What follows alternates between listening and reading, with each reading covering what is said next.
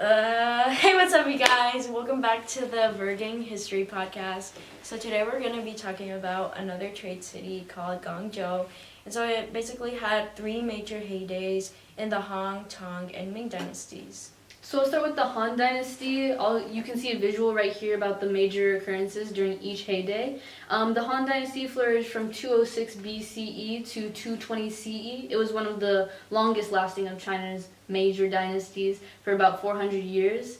The main thing that marked the beginning of the heyday for the Han Dynasty was when Zhang Qin opened the Silk Roads to Central Asia, which opened up a lot of trade and influx for China. They expanded their territories of the Han Empire. They expanded the Great Wall west and conquered nearby kingdoms. Guangzhou, even though it wasn't quite directly linked with the land routes of the Silk Road, it was benefited by becoming a major port and trading through the South China Sea to Indonesia, India, and as far west as Egypt. They traded porcelain, jade, and silk, and the Han Dynasty ruled China from about 25 CE to 220 CE when it fell and started. It was not unified until several years later, which will begin the next dynasty. Yeah, so during the second heyday, we had the Tang Dynasty, which ruled throughout China, and during this time, the Silk Road routes, they saw an increase and expansion, so that basically we would see a increase in trade between the countries, and so Guangzhou became a maritime seaport trade city during this time, and if you look at this image that we're going to display right here, you can see that this is a model of a Tang-era ship that was found in Indonesia. It was wrecked, and so a ship like this, it is easy to infer that it was possibly carrying exports from Guangzhou, and so from 795 to 800, Wang Yi, he governed Guangzhou, and so he imposed a bunch of taxes and basically set up a bunch of problems with the foreign traders of Guangzhou, and so this would lead to the Huangqi Rebellion in 879, where the city was sacked. Yeah. And so in the third heyday, the Ming dynasty gave the Portuguese trading rights to the southern portion of Guangzhou. And so the Portuguese served as a mediator between the eastern countries of Asia and the Western world, and so Guangzhou lost some of its trading ability while the Portuguese became an even wealthier country.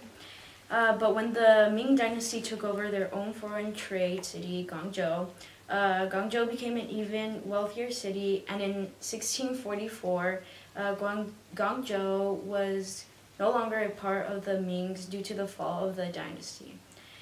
And so this picture shows a watercolor of the Pearl River in the 1800s. It shows the port city and how busy the river was. One can also see many houses and buildings in this bustling city.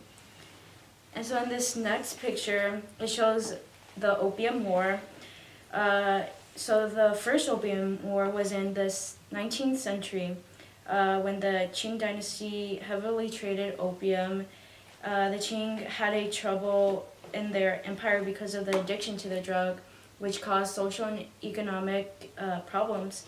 And so in 1839, the Qing destroyed about 14,000 tons of opium, and in the Second Opium War, Guangzhou fell into an economic slump because it couldn't export as much as it could have due to the Qing spending all the money to stop the Taiping Rebellion. And so this next picture shows the inhabitants of Guangzhou after a flood.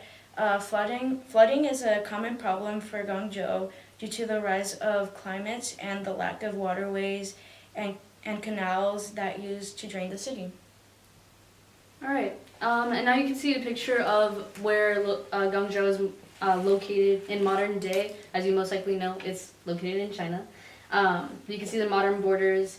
And to just quickly go over religion, in it was discovered that in the 4th century, one of the oldest mosques was built. It was the Great Mosque of Guangzhou, and that just indicated Muslim worship during that time. And now today, the main religions studied in China and in Guangzhou is Taoism, Confucianism, Buddhism, and Hinduism. Yeah, and so today in Guangzhou, it still is a good trading city. So rather than tea and porcelain, they now trade textiles and technology. And in this image that I've displayed right here, you can see that the streets are still busy with markets and people selling stuff. It's still a very busy place. So, thank you for joining us on this podcast. We'll catch you next time. Bye. Yo,